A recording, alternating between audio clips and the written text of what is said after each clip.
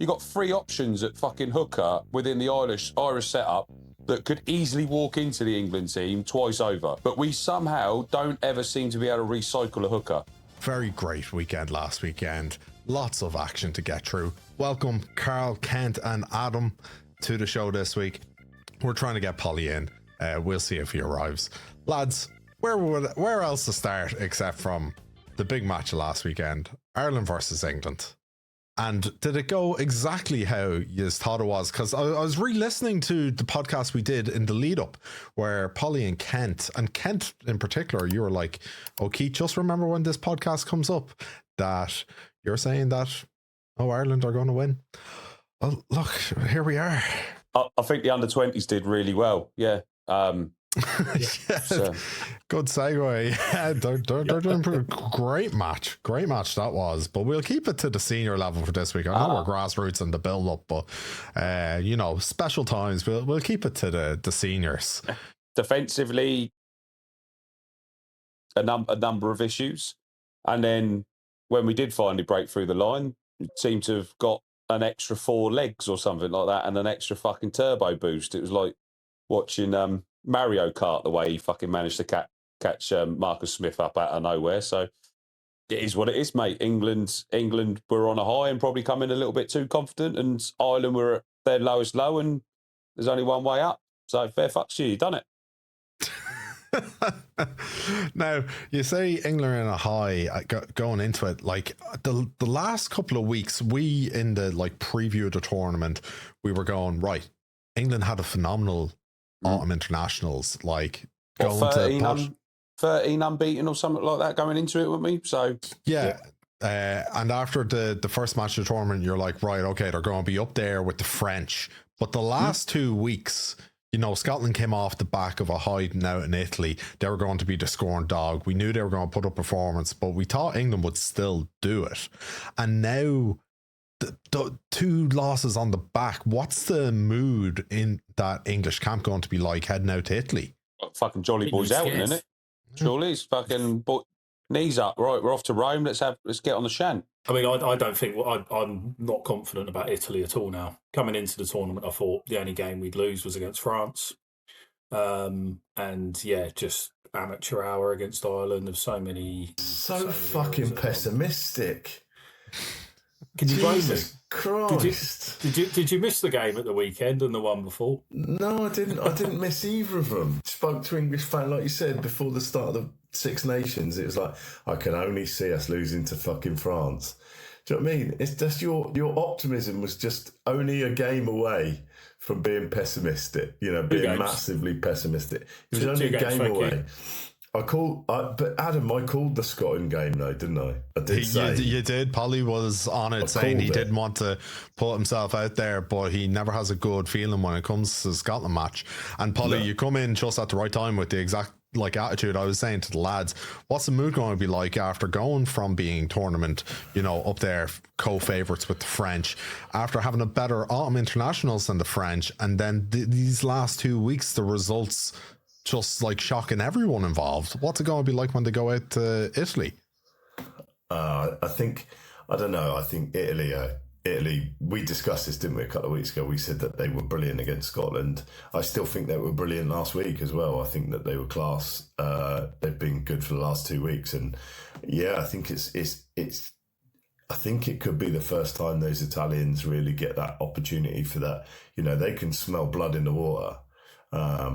We still haven't lost to Italy, so exactly this could be the time. Like everyone else has had that Italy shot. It's there for Italy to take. Like riding off the back of 2 defeats that you weren't expecting. Does that become 3? Does that become 4? Does it become that we're like? It's not like the players are any different. It's just I think potentially the system's been found out a little bit, and it's come just at that time. Would that be a shock? Would that be a shock now after the last 2 performances England put in against Scotland and Ireland, and how well Italy are playing? Are Italy going into that game potentially now as potentially favourites in form? No. You got to remember, England were favourites going into the Ireland game, but up by 8, I think it was, or it might have even been 11. I mean, you couldn't find. I think Ireland fans would have walked away very, very happy in the grand scheme of things, because I think the betting before the game, Ireland would have fancied that and definitely would have had Ireland by, I think the odds for Ireland by 20, I think it was, would have been what, 10, 11 to 1 maybe, if not even further out there. Yeah, well, I can tell you that I absolutely celebrated the bejesus out of all the early scoring, because I could not believe, after soaking up the pressure and Gibson Park taking that quick tap and getting in, and I tell you, I was moving like a winger myself for a fella that's 130 kg, it's I was going around that pub like I was Robert Burke on the outside. It was just unbelievable. It was almost like the polar opposite. Ireland had gone from really, really poor against the French, got by in the next match, and then we take out Prendergast and things start going right. It's actually amazing what installing a number 10 that gives your back stability of knowing that you can trust them, that end up a performance with Ireland's best ever win in Twickenham. It was unbelievable. We talked in the group chat saying about how it was the difference of 2 breakdowns. I know that you guys might have a bit of wording about what goes on in the breakdown from an Irish perspective. I think it's completely legitimate. And just end up seeing Itoje on 100 cap, let's give him a shout out, unbelievable player, unbelievable servant. Not the way I don't think anyone would have foreseen that match going last weekend. No, definitely not. I think Toje's been a bit of a, obviously since him not starting, he hasn't actually completed 80 minutes. He's been taken off. And like you say, but if his 100 cap, all that lot, and to be shown up by pretty much his British and Irish Lions partner in the second row, it just a bit of a shock for him really in that game. But again, wounded beast, is he going to come back next week? But we thought that after the Scotland game. Yeah, so my thoughts, and it goes back to the Scotland game, is that, and I put it in the group text, it's not about winning the breakdown, it's about losing the breakdown. That's what we were doing, is that, England themselves, and you watch that against Scotland, it's 3 knock-ons at the breakdown, in their 22, weren't tidying the ball up. Okay, good work from the Scottish players to disrupt that, good work from the Irish to disrupt that. And it's they still didn't learn. When we played Wales, we didn't have to worry about it because Wales were not competing at the breakdown. So you can play that fast-flowing, aggressive style of rugby and quick clear out and the ball gone, because they were never going to try and compete at the breakdown unless it was 100% on, whereas the Scottish were throwing a 50-50 chance, just trying to get in there. And unfortunately, England didn't commit enough to the breakdown. And the reason why they didn't commit enough to the breakdown is because too many of them want to try and carry the ball. It's it was almost like watching a Saturday team, a local grassroots team where, everyone wants to carry and nobody wants to do the hard work. Where are the unforgotten second rows and that number 6 that's constantly hitting every single breakdown? Well, when you've got Genji out in the middle of the park wanting to carry the ball, absolutely superb, want to do that. But also, when you're out in the middle of the park, and you've all seen it, is that one of the Irish tries came from Genji just throwing his shoulder, didn't even try and make a tackle. You can't sit there and complain about everybody else when you're not doing the work yourself. And Scotland and Ireland both exploited the fact that England's 13 and winger channel is really, really poor. You just look at it on first phase ball, they're gaining 30 metres from a miss one outside 13.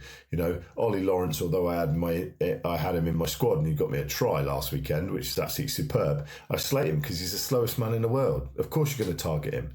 The reason why the Scottish target outside 13 is because Tommy Freeman's not a 13. Henry Arundel's been found out on the wing. He's got some superb pace, but defensively he's really poor. Under the high ball, really poor. England, against good teams, have struggled. Against a poor team like Wales, they were really dominant and they were really attacking because they were always on the front foot. The moment we were on the back foot, defensively we looked a shambles. There you go. That's my thoughts. And, everyone will go, oh, well, Polly, what are you talking about? I go, defensively, we missed too many tackles. and they got in behind us. And then defensively, they couldn't recover. And you put anyone with that much 30-yard front foot ball, they're going to score, especially if you don't capitalise on the opposition's 5 metre line, especially when the referee doesn't give you anything on their try line at all. But good defence by Ireland. Simply didn't give a penalty away in the first 30 minutes, I think. I couldn't believe that when you guys were piling pressure on the try line, that we got out on the 2 or 3 occasions in the first half when you were really going for it. And I think mentally it must have had an effect on the team for them to get that sucker punch by Gibson Park in the corner. Just said everything. It was like, right, okay, it's against the run of the play, but now they've got to try and pick it back up again, hit again.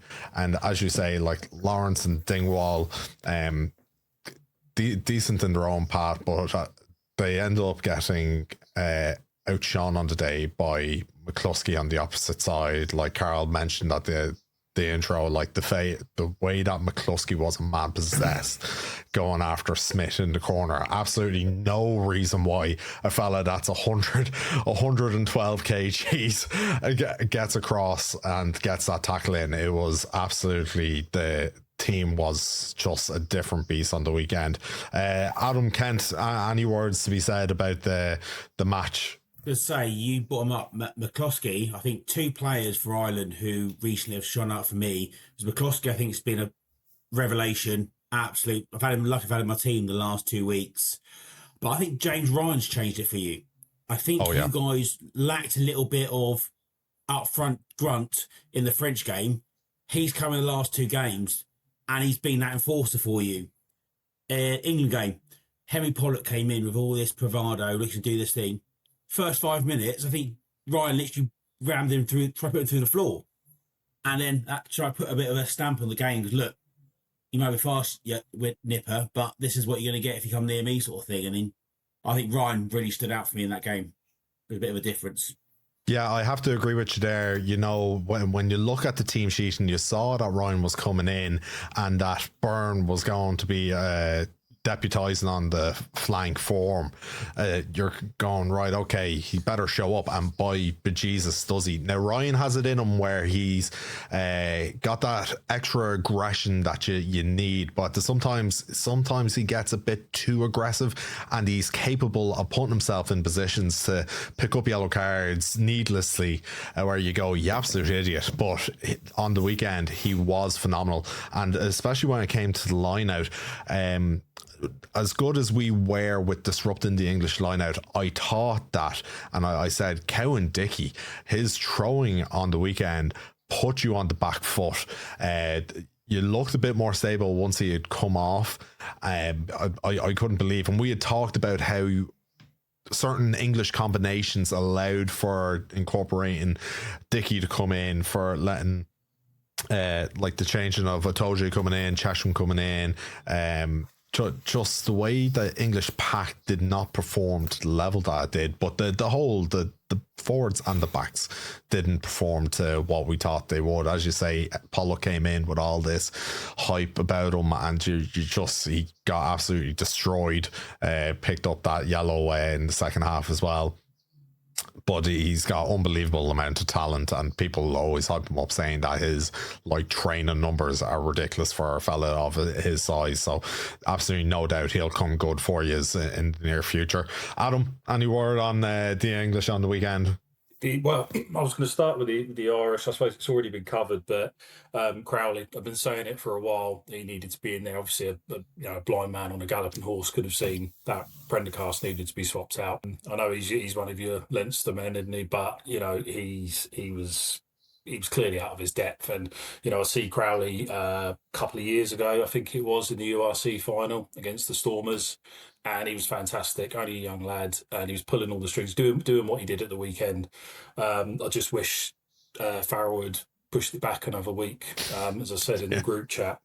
England, they need to change the hooker. The most informed hooker in the Prem is being overlooked. Luke Cowan-Dickey, he won't have played himself out of the position because Borthwick will continue to pick him and George, but again, I may seem biased, but I'd have O'Gray in there. He's leading the stats across the board compared to any other hooker in the Prem, and you pick your best players. But you can forget systems. You can get who they play with, on week on week basis. It's not worked the last couple of games. Is throwing. Oh, Christ, I could have done better than that. No, I probably couldn't, but I'd have given it a go. I think playing hooker is probably the easiest role not to get fucking evicted in rugby. Look how long we kept hold of Dylan Hartley because he could become captain. We made Jamie George captain when he was fucking 804. Couldn't throw a fucking biscuit, let alone a fucking line out. But because he's everyone's friend, he had to be fucking picked. We've now got Luke Cowan-Dickey, who's robbed the fucking living and somehow got as a line caller. I don't fucking get it. The bloke was very good at one point, but he's not. We've lost Theo Dan to the fucking wilderness, who was supposed to be the next best thing. And then you got play like other teams, like you see Dan Sheehan coming through. You got Keller. You got 3 options at fucking hooker within the Irish setup that could easily walk into the England team twice over. But we somehow don't ever seem to be able to recycle a hooker. Yeah. Even like that's the comment Carl said before, isn't it? He recycled a hooker. Another thing I say in England, a player who I think has kind of built his bridge a bit is Joe Hayes. He's come into this Six Nations. Obviously, he's in there because Will Stewart's been injured. So he's probably not first choice, but potentially now he might be. Will Stewart ain't that. He's not fucking great either. Like, again, with that whole front row, we've got... I'm going to disagree with you there, Carl. Fuck off, Polly. Will Stewart is absolute fucking dog shit. He's had 2 good seasons. Good seasons. No. Will Stewart was one of the best props on the British and Irish Lions tour. He was, yeah. He's had 2 seasons. He's had 2 seasons. He's had 2 seasons. The rest of it, he has been fucking dog shit. Yeah, and you're only as good as your last game, though, Carl. Do you remember that? No, I agree. But like, if that's what we've got, who else is coming through? Where's the rest of them? They're all sitting in the under-20s and in that England A squad, and they're all at Bath, and they're all at and they are there. I mean, don't get me wrong. Front row is one of those weird ones where I can guarantee it's the same in Ireland. If you looked at that game before Furlong come back, and we had the memes about that, is that who are those 2 Irish props? Do you know what I mean? Where have they come from? Where's that depth? Where's the Porter's gone? Where's the Tad Furlong's gone? Where's the... This is exactly what we were saying, Polly. Like, Lockman has been stellar this tournament. He wouldn't have got an opportunity if it wasn't for the fact that Porter is currently injured. And Clarkson, we saw him play in, like, I've seen him play a lot for Leinster, but we saw him play out in Portugal. And at that time, he got, literally the day after, he got called into the Lions squad just because Farrell knew he could trust him with the system. Got shoehorned into that position, didn't play well last week, and immediately you could see the difference once Furlong came back in the level of just the difference between a young up-and-comer talent that Clarkson is and a fella that has been here for many a year doing it in Furlong. Like, people just go, oh, what an absolute fella. And every time we talk about Furlong, we always bring up when the New Zealand fellas were talking about him in interviews. They were calling him like Taj, like the pronunciation was completely off. We always get a good giggle out of that. But yeah, look, the up and coming players, you could end up deciding, you end up butting heads on who you think is going to be good, who should be in there.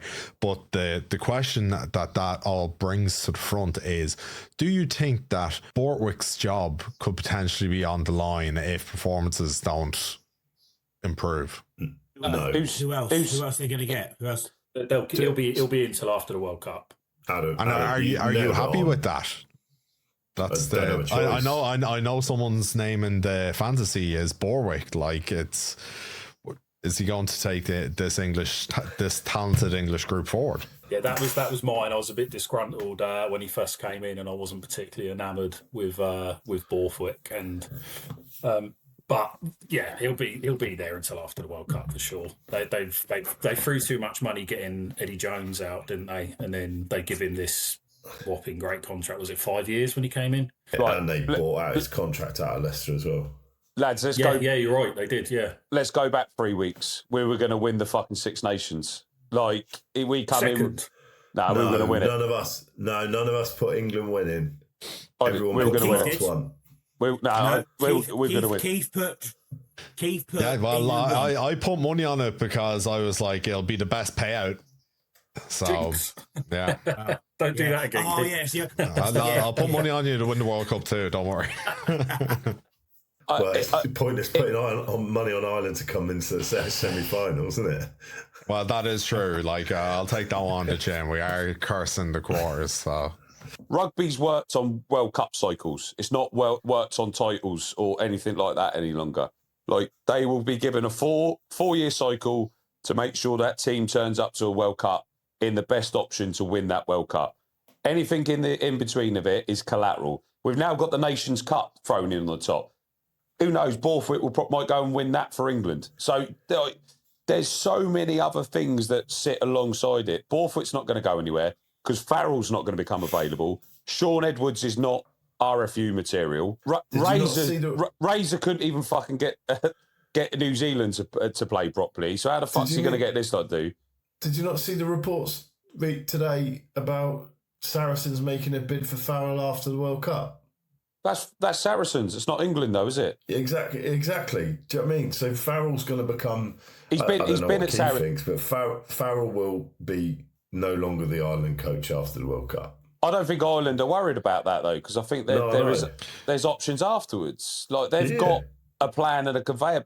England don't. Well, what about, and it's been heavily publicised about O'Gara's comments about how he would prefer to manage England instead of Ireland because he knows that the setup in the England has a better conveyor belt than what the Irish has. So, would you guys take O'Gara? Yeah, absolutely snap his hand off. Yeah, I'd love O'Gara. Fuck off. Carl's well annoyed, and I love the fact that I just sometimes it's like that, just baiting him, isn't it? It's just baiting him, but I don't know. He's got the La Rochelle colours on him there with that Baba's shirt. I think, O'Gara's your boy, Carl. La Rochelle are on the fucking 84 game losing streak where he can't get sacked. He's going to get touchline bans every 3 weeks, which is brilliant. It's fucking hilarious. But we're also then inviting an Irishman to try and win us a World Cup. It ain't fucking happening. Literally, we're going to probably be one of the worst teams after 4 fucking years because it's internal sabotage. What the fuck are we doing? Well, we do. It's going pretty well. Like, would you care if he was Irish if we got our name on that World Cup again? Mate, he won't win us the World Cup. He will not win us. Again, he's another one that is a very good club manager when it's on. He's not an international manager. We don't have time to sit there and wait 4 fucking World Cup cycles for him to come good. It's not.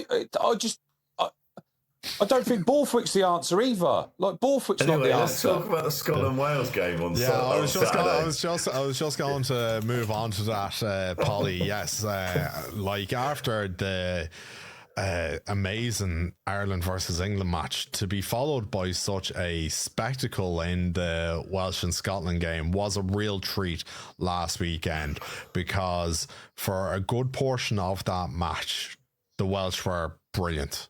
And then they sabotaged themselves. It was I couldn't believe what I was watching in the last 20 minutes. Lads, what did you think of the match as a whole? What did you think of the Welsh and how then the Scottish came back? I thought it was hilarious, to be honest. So they thought they'd won the fucking Six Nations again for a minute, but it was it is. So we can suffer in our pain, but we can also suffer in theirs. But for the first half, they did look a glimmer of what is going to probably come in 2-3 years' time. Like they've got such a young squad. There is enough of a hope for Welsh fans to still not jump off the Severn Bridge. Like there is a future there. Like there is enough. It's just that game management, a little bit of experience that they're still lacking in key areas. Like you haven't got one of those experienced heads to like where Alan Wynne-Jones that played for 100 years. He was able to still step in when they had that younger squad and say, right, lads, let's calm it down. Who is their experienced head? Potentially Josh Adams, but Josh Adams wants to fight everyone in the crowd, let alone bring any sort of control on the pitch. He's electric, but he isn't what he used to be. And like, there is nobody in there that can control such a young squad. That's my opinion. But Scotland look like Scotland again. From sublime to the ridiculous, but in reverse. And then Darcy Graham comes on, scores a try, but because he was on the bench, I get half points. Fucking prick. So... Oh, brilliant. Yes. You gotta love the... I want to ask your thoughts on that. I thought thoughts on that try, that try that... You know, I thought you meant my half points. I thought my point was pretty clear. I thought you was going in on that as well. Yeah. Jesus, kick a man while he's down. The Welsh weren't all back in their own half. And they don't have to be. Well, they don't have to be. There's a certain level of etiquette associated with it, though, isn't it? Yeah, but not when you're losing. I don't know who it was. The other thing is it should be the same ball. It's just that it comes back to that thing. It's like the ball is in the middle, not because like it's not like us on a Saturday where we could go and pick it up from behind the post and run it up and then kick it into. There's a slight bit of etiquette, and it's not about waiting for the other team to be ready, but they should all at least be able to get back. And the fact that the ball was there and is that then it's like, well, okay, they've basically, what I would say, they've done a Razzie on it, really, because they've exploited something that really should never have happened in the first place. So I think it's poor form and bad for the game of rugby. Good in one sense, but I think if you're going to do that, then we go back, goes back to the Scotland Wales game, kicking the ball straight out, or from a restart and then going from there. There's just other factors that are just associated with it. I think that bending the laws is not necessarily the right thing to do. I think that goes back to experience, though. If they had an experienced head in that Welsh side, would they be wandering around? Would they be back and set? Like you're coached, everyone's coached. You've scored your try, you get back, you Still get set. 0-0, yeah.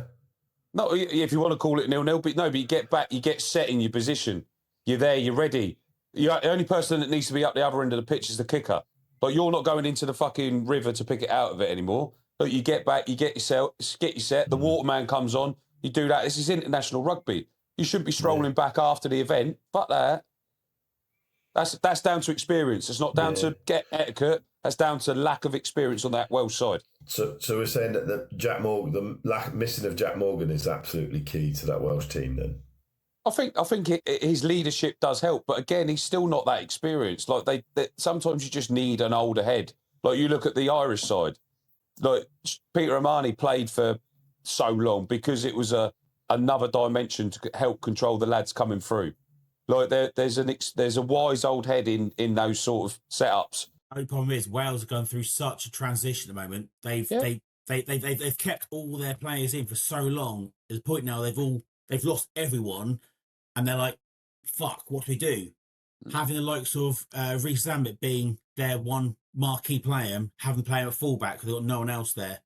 I think Thomas Williams is probably one of the best scrum halves. He's wasted. He's wasted in not Holborn in Wales. And they say they've got some good talent, but like you say, it's no one's grabbing the scrum and go, look, get to your fucking position, stop being a dick. And yeah, I think Scotland did pull a fast one, and Wales just looked like a team like they just didn't know how to. They were in the lead. And they're like, what the fuck? We haven't been here before. Yeah, I was just going to say that. Yeah, they were completely rabbit in the headlights. Rabbit in the headlights with that first half performance, having that score line for the comfort, and then for the Scots to come back in that fashion, they just didn't know how to handle the occasion. It was too much of a cushion for them to see that constantly get chipped away at. And then look, we can talk about etiquette when it comes to the restart, but they had opportunities to get the ball before it went in for a try. I think it was it was either Bottom or Evans was like strolling back as the ball bounced and then stopped and then went again, and then you're just going, what are you doing? Like, just play the situation as it is. They completely capitulated, and yeah, look, it was a great spectacle for the neutral to see the game, and it was good for the Scots themselves after what happened against Argentina, for them to then do that to another team to show, right, okay, we've got a bit of bite, boot and box of ourselves, got a bit of pride, go out there, and they're putting in a very, very sturdy Six Nations performance that we didn't think they were going to do. Been a big turnaround from that swimming pool event in Italy.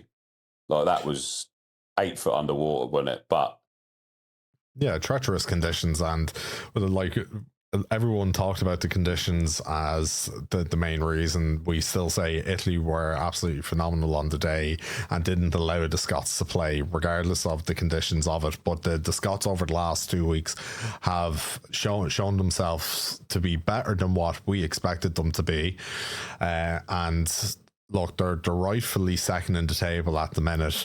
We'll see how the matches play out over the weekend and where they'll finally finish in the table. But we'll move on to Keith, before we go on, we were talking about, obviously, Ireland having a succession plan for Farrell. England haven't got a clue what the fuck's going on.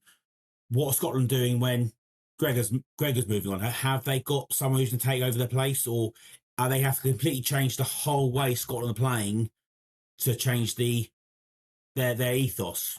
Well, I think this is a question for the whole group, because look, you guys are all in the group chat, and we all saw Buster's reaction to the lineup and basically going, well, Jesus, he must just go, oh, I'm on my way out, I'm going to leave players out, I'm going to chuck people out of position. And we all thought he was mad. And it's coming up to fruition. Like, so what did the lads think? What do we think for the Scotland management team moving forward? I have no idea. Yeah. I don't know. I'm not going to profess to say that I know a load about Scottish rugby when I don't. I don't know, but they must have a plan. Gregor going to Red Bull, Newcastle Red Bulls, was on the cards the moment they'd signed the deal. Do you know what I mean? He was doing some coaching. Why do you think Steve Diamond's no longer there? He wasn't going to be playing second fiddle to Gregor Townsend. That's exactly what that was discussion. The moment it was announced that he was assisting, he was like, I'm off, see you later. But Red Bull obviously see something in Gregor and want to take him after the World Cup. I don't know. I personally think, I still think that, has he been the best man for Scotland over the last 8 years? Yeah, probably. Yeah, he's done a fantastic job. Has he fallen short at the last hurdle? Probably. He's definitely had some of the talented, the most talented Scottish players for a significant amount of time. By Scottish, do you say? I was about to. Did I say Scottish? Scottish? South African. Yeah, you said Scottish. You mean like Southern Hemisphere? How many Southers have they got on their team? Let's be honest though. We can't say anything. Dylan Hartley, one of our most capped players, is not Mike Catt. We've got England have got him as well. We got 15 of them though at one time. Rocket Daguni, Vinapola. Wait a minute. Where do we start? Do you know what I mean? So people in glass houses definitely shouldn't throw stones. So I really don't care. I know. I really don't care where they come from. I think you want the best players playing international rugby. So if they qualify because they've got a Scottish granddad and they've got an English great grandma, then fucking have it. That's the way I'll go. Because you can sort of throw that out for the Irish. You can throw it out for the French as well. Do you know what I mean? So let's just ignore the fact that size wins rugby games as well. Remember, that's why all of those Pacific Islanders somehow managed to find their way over in the Northern Hemisphere or to New Zealand or to Australia. none of them have made it into that South African side though, for some unknown reason. I don't know, maybe because they breed big guys as well. So, I don't care. In that terminology, I don't know where Scotland are going to go. I don't know. Let's see. They've got what? Who have they got left to play? They got to play France and Ireland, haven't they? Right? The Scots, yeah. They got France. They got France next weekend. That's going to be a hell of a game. That's going to be. That French team's class. We're going to talk about them in a minute, but Scotland have got them, and then they got to go. Is it in Dublin? It's in Dublin. It's in Dublin. Yeah, it's just a fight. It's a fight for second place. So there's a load of stuff on the line. That's how you're looking for it.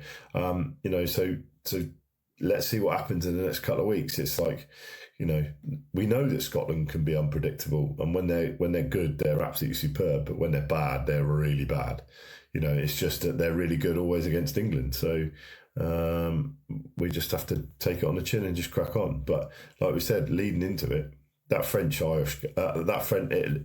Italy game on Sunday was an absolutely superb game to watch. I absolutely loved it. It was so quickly before we get on to the France game, I've just had a quick look.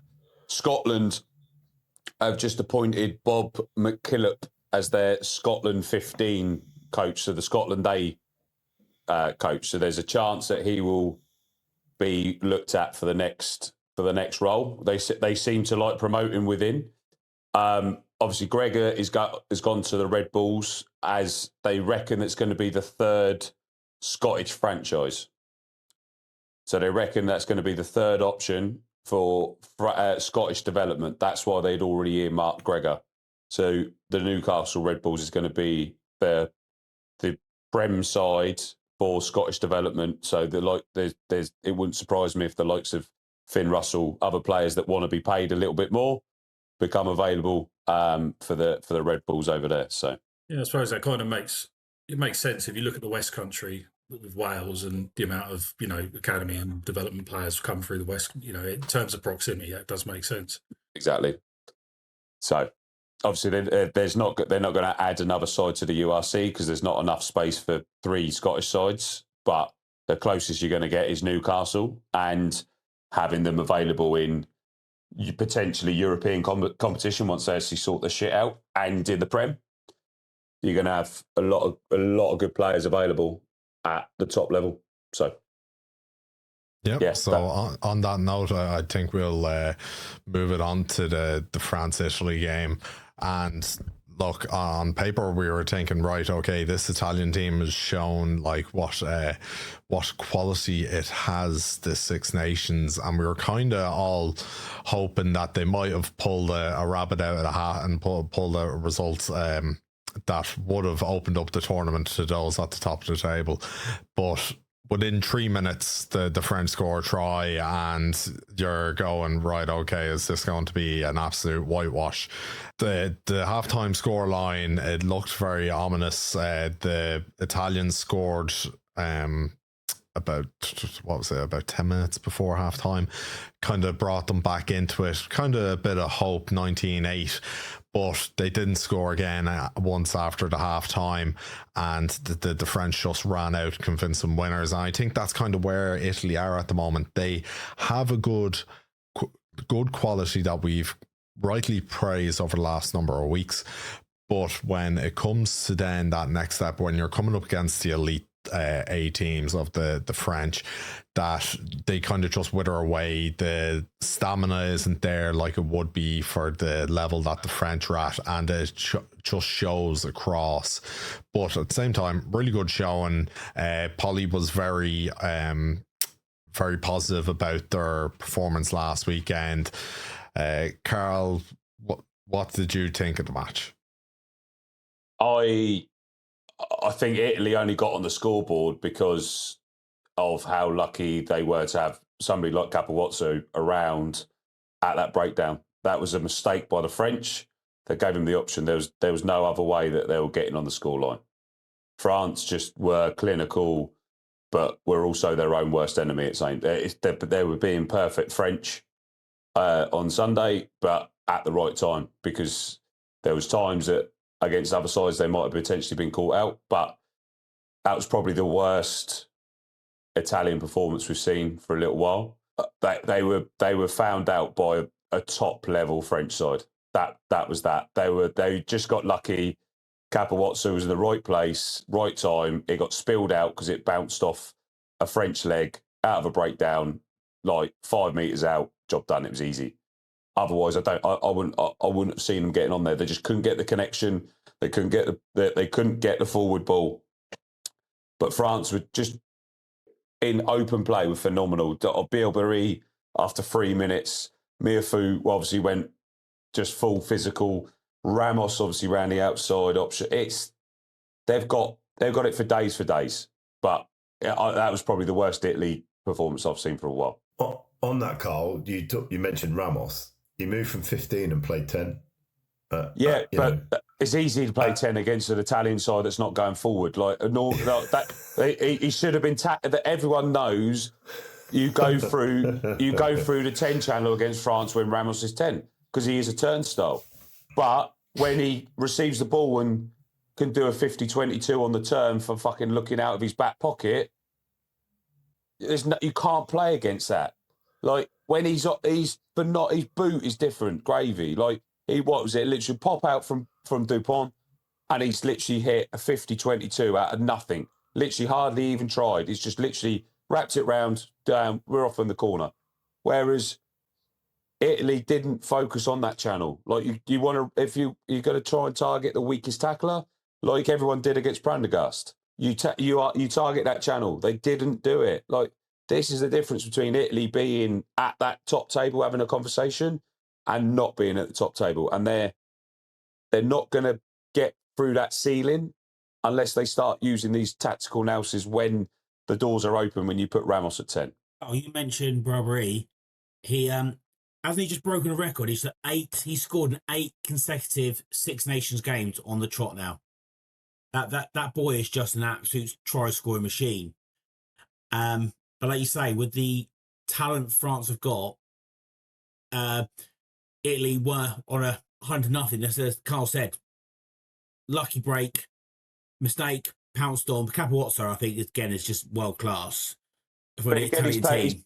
He's playing in the top 14. He's playing in French rugby. He's playing week in, week out for Toulouse. He's playing at the top table. Like they've got players that are developing at the top table, but you've got to be able to do that consistently and like throughout the team sheet. And that's the difference between Italy and where France are.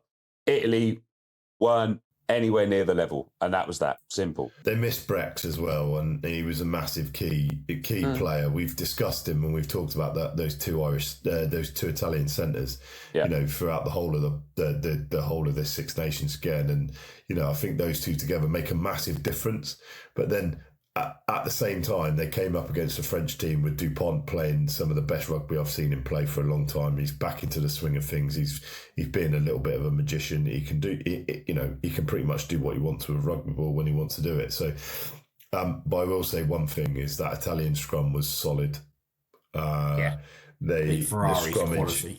The scrummaging that's become normal for them now. And that's what they've fixed. And if you can fix 3 things at the same time, then that's perfect. But it seems like they get one thing right in every game. 1 out of 3 right in every game. If they can get all 3, which is what happened when they played Scotland, you get a result.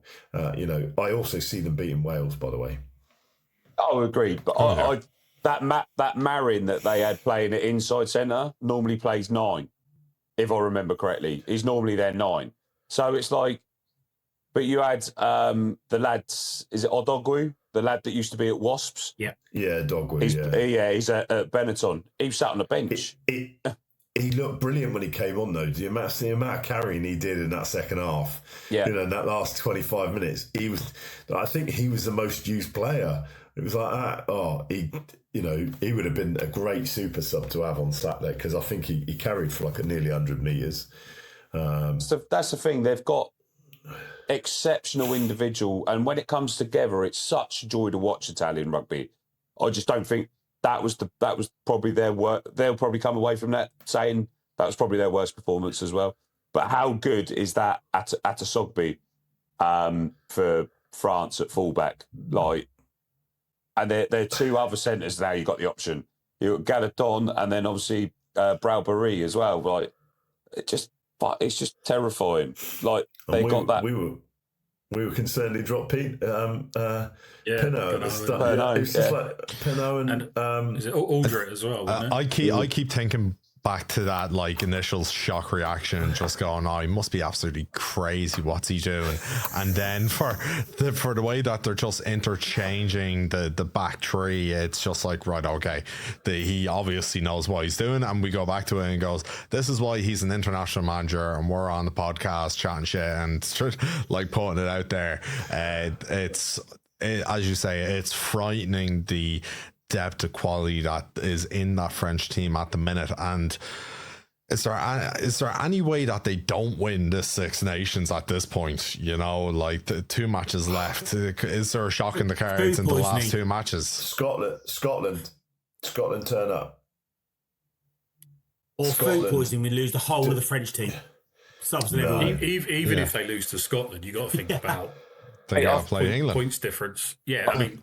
I think France have got 2 other teams, Ken. It doesn't matter if this one gets fucking food poisoning. I think they've got 2. I mean, they've got at least one backup side that would still beat this fucking Six Nations. Simple as that. Sort of taking back to the actual fantasy league thing, I have to say I nearly fucked up because I didn't check. I had who's it? Jalabert? No, yeah, Jalabert's fly half, and I was like, fuck, he's not there. So I had to put in Garbisi because he's the only fly half left to pick. Not in your Unchanged side, no? Was that in your Unchanged side? No, yeah, Keith. You ain't done a Keith, no? No, I haven't changed that at all. And how good were all these early fucking subs? Literally, I think it was the Scotland game, about 2 or 3 players pulled at half time. England, I think 5 players are pulled before half time, more injury and just being shit. But you're just hoping one of the players was your super sub. You've been laughing. Yeah, we could have done what I did. I didn't even change mine. I fucking forgot to do my super sub. I changed the rest of the team and left Pollock on as my super sub. Just out of curiosity, where do we stand in the Unchanged team now anyway? Where do we stand in that league? Anyone got it? Winning can share. Kent's the man with the instructions for that. Hold on. Right, Kent, you were on the show with all the buttons last week. Everyone in the comments was saying it was so helpful, the tutorial you gave to show where the players and their points were. Is that good? I'm going to do it. I'll do it. I don't trust you. Yeah. It's my pod. I'll do it. I'm in charge. Right, so some of these have got in from our previous one, so we'd redone it. Keith's obviously been disqualified because of his cheating. So he's cheated. Right, so Adam's bottom, Polly's second from bottom, Buster's 5th, Keith's second, yeah. March and Nate must be one of the others from the old group. Same with this geezer and Alicia. So Adam's bottom, Polly, Buster, me, Kent, and then Keith disqualified. Yeah, so Keith loses, yeah. Yeah. Okay, Keith, so that's Keith the Unchanged team. What about the weekly changing one, the public one that we got? I wondered why you'd be asking about that one, Paul. Yeah, there you go. Yeah, I've managed to do all right, but I still am not the greatest. So big shout out to Saladin's Ruddies. They're top with 14 points clear at the minute. Polly's dropped off the top because he's shit. Yeah. So, and then I'll take that, Keith. That's a compliment from Carl. Yeah, it's right. I mean? Yeah. And then Keith's jumped 7 places, probably cheating as well. So he's 7 super subs. You gotta love the tactics, man. Quite tight though between me, Keith, and Polly. And then old Steve's in 4th. Meg's Mauler's in 5th. Game Day Bites is up into 6th. Kent's dropped to 7th. Corey, the Welsh Sheep, there we go. He's in 8th. The Leprechaun in 9th. Me doing amazing. Up 3 in 10th. Buster 11th. Rugby Tots 12th. Merchant Navy 13th. No Scrum half measures in 30. Joint 13th. Oh, that's fair play to him. And then Genj and Let Die 15th. And Asselin in 16th. So Yeah, Let's, go out and buy everybody. Let's have a look at Leader has got Ramos. They had a great week. That's a great week. Belbury, Hugh Jones, not a great week. The Arc Royal there. Yes, love it. Such a great reference. Kinghorn. He kept Jalabert in there, though, still, on 0 points. And he still managed to score like 502 points. It's Still outrageous. smoked everyone. Fuck me. 57 points for his super sub. Fair play. Oh my God. That's a great team. Fair play to whoever that is. Yeah, that's unbelievable, Sean. Their second week, they had Bilberry. They went Galaton as well. Yeah, that's solid. That who's their Solid super sub that week? consistency. Nick Tomey. Yeah, nice. Yeah, fair play. Right, see how Polly's done in this one, shall we? So Polly obviously went Arundel like everyone did. I captained him, I think, that week. So I think I can't remember if I captained him or Bilberry, but it might have been a Arundel thinking, that's all right. He got hat-trick in the first week. Yeah, it must be easy points here. So there, Ramos, Melancello, Benno. Yeah, not bad, Paul. Yeah, I had a good week 2. Week 2 was solid. And then week 3, it dropped off a little bit because I think I... shocking. He went with the Art Royal as well. I did, yeah. Well, I said some horrible words about him, and when I say horrible words about him, he has a really good game. So, but Thingy Carry got me 30 points at a prop. It's not bad, I think. I think it's not a bad way to go. And Pollock being on was just awful. So we have to give a shout out to Buster because Buster put Reece Carey in his Unchanged, saying he's been playing really well and he's actually come to the fore the last couple of weeks. Actually, I think Reece Carey as a front row union myself. By the sounds of it, it might be the only way that Buster's actually getting points in the Unchanged, the way he's so far down. But this is Keith's side. Ramos captain, Ballancourt. Oh, did you like that little video, Keith? Well, what the tune that they've made up for him? Yeah, we've got Ballancourt outside. Brilliant, absolutely phenomenal. The fact that they did one prior to the match as well, and then they were able to change it afterwards. Honestly, it's been in my head all week. It's brilliant. But it's everywhere as well, isn't it? You walk into a pub and it's just that little tune that's on in the background or something. Yeah, Adam with I've only seen it once. four try scorers in the back line there, Adam. Fair play to you. Henry Pollock on the bench there, mate. Nice. Good work. Blinder. And that's not the worst fuck up you've ever made in the fantasy rugby league, is it? It's definitely not the worst one, I can tell you that. Yeah, there'll be plenty more to come. That's what I went for. I went Hugh Jones thinking he was going to actually smash the Welsh apart, so that didn't work out well. Darge got good points though. He got huge points this week. And I went Tomey as my super sub. Jeez, betting against yourself, that's mad. Yeah, but I only had one Irishman in my team. I had a feeling. I had it in me waters. Pretty good accent at that, actually. There we go. Hugh Jones for two against England is going to put at least 6 on fucking Wales. Yeah, that worked out well. Oh no, I didn't captain Arundel the week before. I just still picked him. Yeah, so still wasn't a red card. I didn't have a super sub that week because I'd spunked all my money elsewhere. So that's what I wanted to ask you about the game at the weekend where Arundel got sent off for not jumping, right? Yeah, it got overturned, didn't it? Yeah, but he got his second yellow card. It was a yellow card offence for not jumping. And then did you see the jump into the player with no disregard and a penalty went to the defending team? Did you? That was it was the Irish game, wasn't it? Yeah, the England-Ireland game. Yeah, where, it's typical Ireland, mate. Are you talking right? Are you talking? Now I'm gonna bite. Are you talking now when the ball? Yeah, I know. I'm only joking.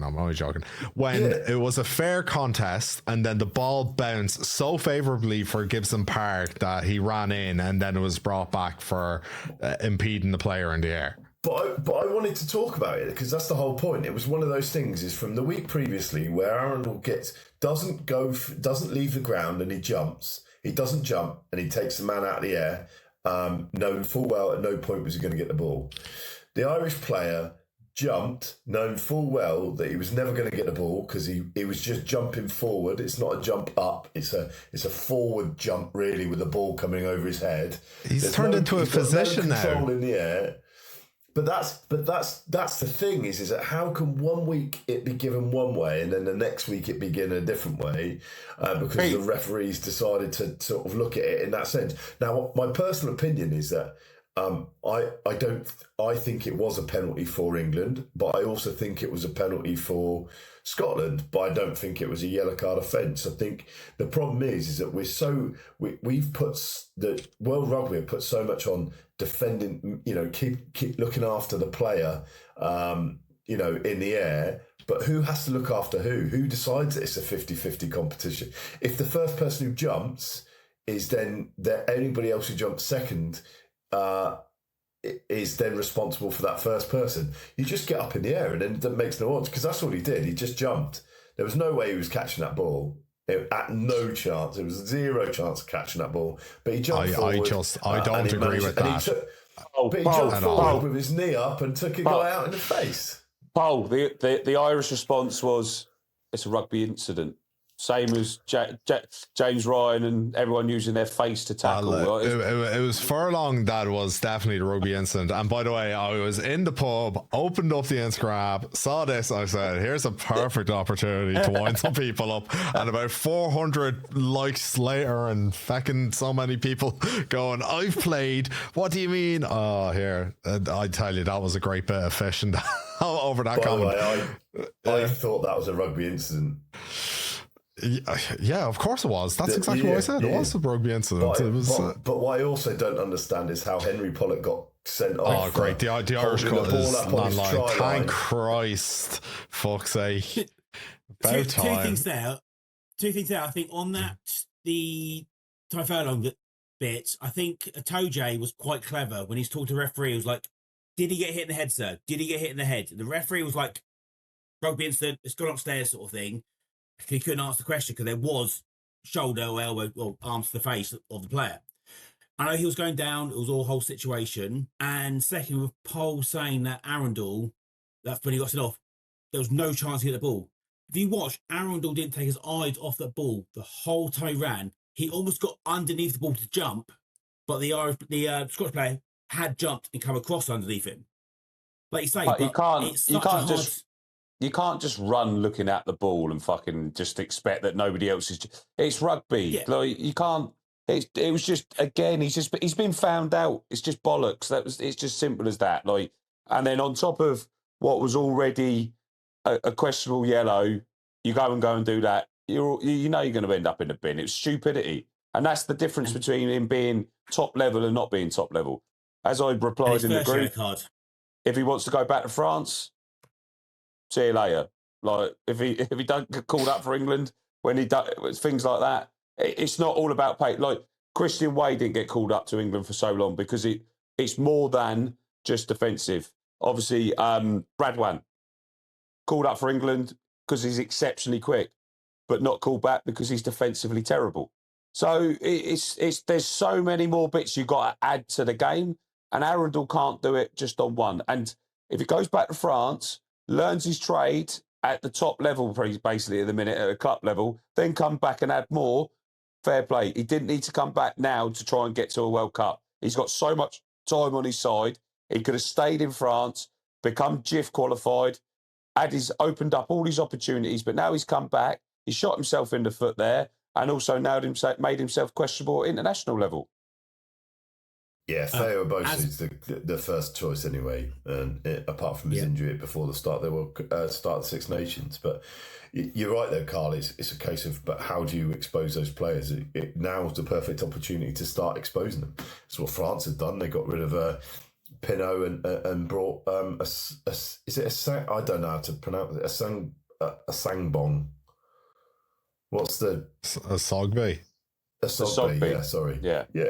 And look, it's done the right thing. you know, bearing in mind, if you'd gone back the week before with his performance against Wales, nobody was saying that Arundel was poor.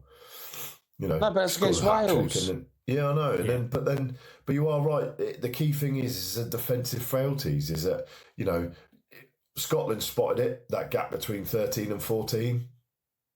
Ireland definitely spotted it, the gap between 13 and 14, because the 14's really got to understand what they're doing. But, you know, England, Borthwick loves to play, unfortunately, that little bit of a drift defence with a 13 playing quite narrow, and then hopefully he's got enough pace to come out around the outside and make the tackle. Lawrence hasn't got that pace. 3 minutes. I know all ex-rugby players who know fuck all, hence why we're doing the pod, not coaching. But if Jack Willis came back, wasn't available, would you have him in the England team? Where obviously he'd have to be picked, but where would he fit in now? Anywhere in the back row. Don't care. Centre. Anyway, just get him in the fucking team. Who'd you drop? Did you drop Bernal over him? I'd drop Henry Pollock. I'd drop Pollock. Pollock's not a starter. Like Pollock's yeah, but I'd have Tom Curry, Jack Willis, and Ben Earl in my back row. I think Tom Curry had a poor game last weekend, but I think that's the haircut from coming off the bench. But, you know, I definitely would have Tom Curry, Ben Earl still at 8, and because Ben Earl was still playing 8 on Saturday. He was scrumming down on our ball at 8. He just on their ball he had 6 on. So, you know, they still defended Pollock in a little roundabout way.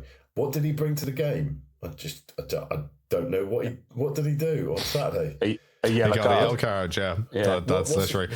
James Ryan also made him look like a kid on the ground. But look, we could keep going back over the England side of things and the selection. But talking about Curry, we have a tasty selection of games coming up next week, where it's Ireland, Wales, Scotland, France, Italy, and England. Now, I'm looking at that, I'm going Irish win, France win, England win. Do we see any possibility of differences there? That's a Wales win then. Right, okay. So someone kicked this guy. Who let him in this week, right? Going after my Unchanged squad now, this slander.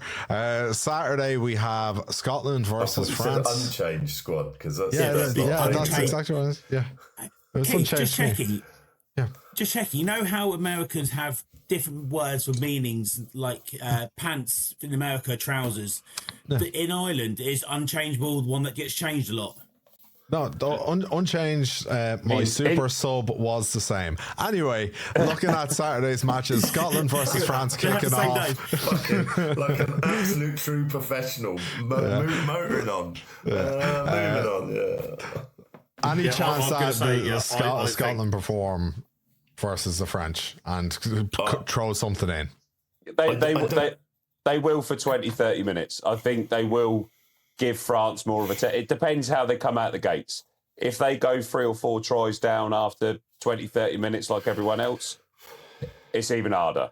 But I think if Scotland turn up for the first 20, 30 minutes and make it a tight game and make France actually have to push it, I think there's a chance, but I still think France is too good. Also depends which France turn to like Man City in football. You just in a fantasy team, it's fucking horrible. You just don't know who to pick because they can pick one of 3 players in each position. You fucking last minute choices each time. But yeah, depending which France comes out. And are they about to get a 90-point deduction as well for misfinancials? Mate, they'll still win the Six Nations if they get a 90-point deduction. I'm for once, but you know, begrudgingly, I agree with Carl. I think France are just too good, and I think Scotland will,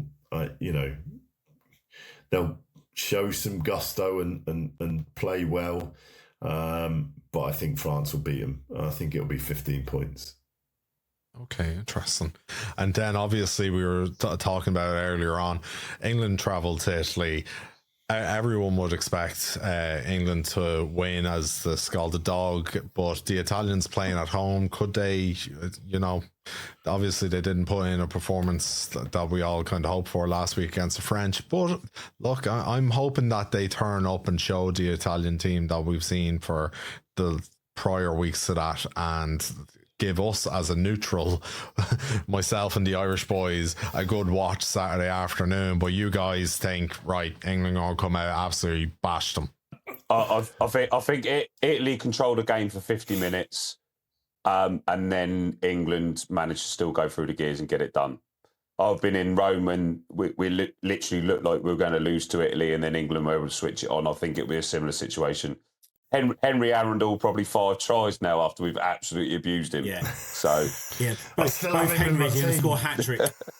Jesus. Both Henry's hat trick, Henry Pollock and Henry Arundel are going to score hat trick in the last 10 minutes each. So a whitewash. With Keith with his 3 super subs will probably have both of them as well as they come off the bench. I think England will dominate the first 15 minutes of the game, though. Nah. Yeah, I think if England... The thing is, though, if England turn up and play the way they did in the first 10 minutes against Ireland, but get a try, then that's a whole different game. If that happens, then yeah. But I think Italy will come out and they will control the game at home, knowing that England are a little bit of a wounded soldier. I think Italy will have the upper hand. Eventually, England should see it out. Yeah. That's my opinion. Been there, done it enough times. Can't add on any words on that. I think, like Carl said, I think the first 20 minutes, half an hour are going to be cagey because, like you say, Italy are going to be scared of England to come back off a backlash, and England are going to be wary of the Italians because of how badly we played the last 2 games. But I'm thinking, hopefully, the talent we have in depth and bit of game management from Ford might actually get us over the line, and hopefully put a few spiral bombs up. The big weapon we talk about using, we didn't use at all against the Irish. I think they did it to us more than we did to them. Do you think Ford stays at 10? Yeah, he will. But he will. So at the moment, I think it'd be a good chance to change him. But who else would you have in there? Which Smith would you have in there? Or does Owen Farrell come back in? I've heard Owen's on the way there, and he's set up camp outside Penny Hill. He's camping in the bushes outside just in case he gets a call up. So he's bought an Airbnb over in Italy already, just to be over there, just in case. Yeah. He's going to accidentally be sat in VIP just in case he brought his boots and his kit. So with kit bag like that, yeah. Full kit weight in the stand, just in case. And then Ireland by 20. Yeah, Ireland by 20, yeah. I wouldn't go amiss with saying that now on Friday night underneath the lights in the Aviva. I just think that, look, after the high of last week, they've got to come out at home and put that Welsh team to the sword and just get them under pressure from the first minute. Don't change a thing from what they did last week, and they should absolutely walk that match. Right, guys, well, we finish up on just going through the end of the fantasy. We've already gone through the standings and everything like that. For the rest of the tournament, are you going to make any little changes here or there to your teams with this fixture not list the coming Unchanged up? one, I'm not. Our Unchanged teams, yeah. Wait, hold on. That league doesn't matter. That league's done, in my opinion. Lost cause. Well, because you cheated. Yeah. Talk about that. So, anyway. What forfeit are we going to think of Keith to do anyway for cheating in that, and forfeit for losing it? Because technically, disqualification is a loss, isn't it? I don't know. There was a cyclist that got a load of good press, even though he was disqualified, and they took all his shit off him. But sure, look, all publicity is good publicity, in my opinion. They never actually took it off. They never took it off him. They never actually come and collected it off him. So if you guys could start selling some like Live Strong Keith style wristbands, wristbands, like we get this merch going on, and it just say like offside or unchangeable or something on it. We get give the people what they want. with the uncrossed out. We'll bring it to the sevens. we'll go for interchangeable. Like they would go that way. That's what Keith had. Unchangeable equals interchangeable. That's what the mix-up was. So Keith, to answer your question, no, I'm not going to give any tips on. Okay, keeping it close to your chest. All right, no, it's just because I'm shit at it. And I don't want to give anyone else any bad habits. Adam masterclass incoming. Yeah. Well, I'm going to go for Goscott in the centre, JPR at fullback, Delalio at 8. Wilco's been called back in at 10, so. Oh, Jesus, look And at Matt the Dawson boys, at I'm 9. telling you.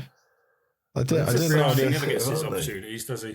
Yeah, Jesus, we'll have to do a retro fantasy league next year. Like, that would be What, you're just doing a World 15, your favourite 15 players of all time?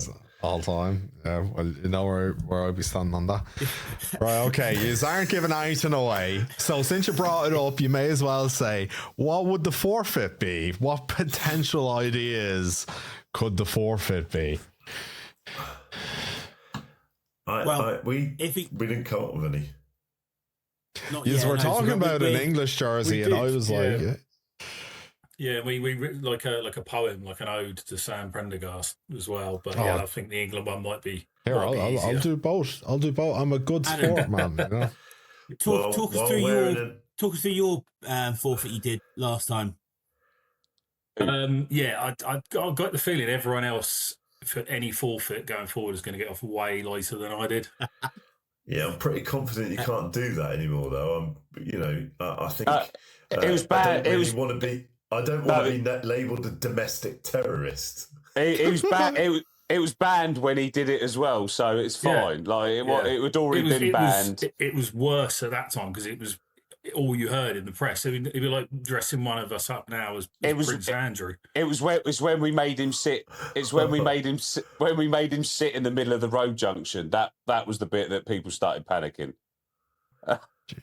It's funny though because all the coppers were good as gold, Crowley. weren't they? But it was that one jumped up steward in Twickenham who gave me a hard time. I was like, I think this is in very bad taste. I was like, but I then didn't want to do. I didn't want to do it. Don't look at me. Then he had to put a Welsh shirt shout on. out something though. I just want to shout this out, and it might not have come across, but I was watching the news earlier, and they were down in Cornwall, and one of the teams down in Cornwall, Camborne University, they do a charity varsity match every year, and they all have to have their head shaved in different fashions and stuff. So I recommend that you go down there and have a look at that. So some of them have got one of them's got full on half bald this side, and then full on floppy hair that side. One's got a full on monk, cut in, and. And I was just looking at it tonight, and while I was watching the news, I just sat there and went, the art of rugby and the art of rugby banter is still alive in some certain places, and you can't remove it from every facet of the game, and understand that if the lads want to do it, then it's fair play, and it's no harm or hurt or foul to anyone else.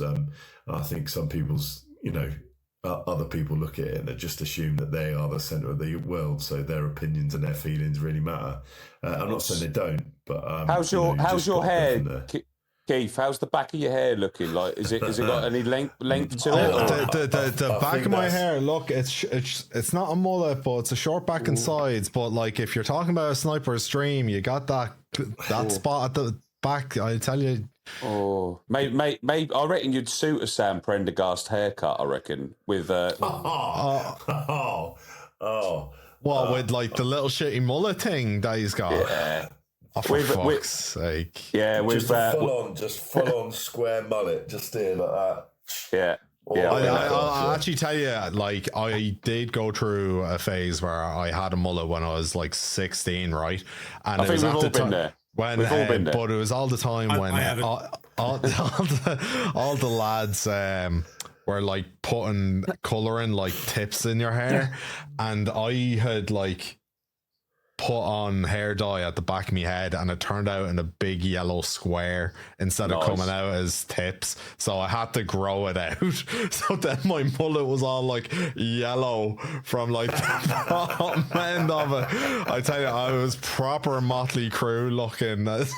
I'll tell you what, Keith, we'll have a picture of that for the socials. If you got one. Oh, 100% here. I had that haircut at my sister's wedding when I walked her down the aisle, man. Like, it's, she was probably, she had her best day going, what the fuck is this fella got his hair like on my wedding day? Like, it's, that's an idea. Everyone sends in their shit haircuts to share on the stories. Well, Keith, I tell you, all your fineries. Look, I've got them, man. I've got that, and the one that people always remind me of is that when the mullet ran its course, instead of just shaving it off, I know we're going off course here, but instead of shaving it off, I got it braided.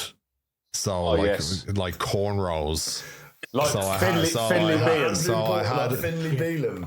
Yeah. So I had to wear like a do-rag in school, and I was proper listening to my rap Cultural music. Misappropriation, and is that what you're trying to say? Look, I was just supporting the boys. And I tell you, getting that done, I'll say it to this day, getting that done, because they tie your hair like so like tight to your scalp, it's worse than getting any tattoo. That is just like mad. I think on that note, it's probably perfect time to end, really. Yeah.